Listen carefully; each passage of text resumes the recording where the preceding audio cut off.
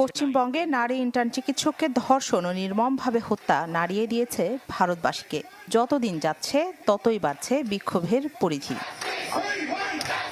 নারীদের অভিনব কর্মসূচি রাত দখলের পর ভারত জুড়ে ২৪ ঘন্টার কর্মবিরতি পালন করছেন চিকিৎসকরা।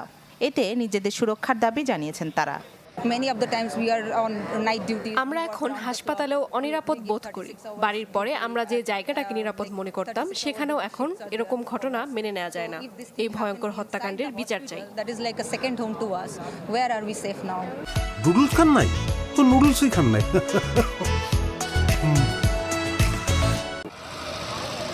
একযোগে হাজার হাজার চিকিৎসকের এই ধর্মঘটে জরুরি চিকিৎসা সেবা বাদে অপারেশন সহ সব ধরনের সেবা বন্ধ রয়েছে, যাতে দুর্ভোগে পড়েছেন রোগীরা।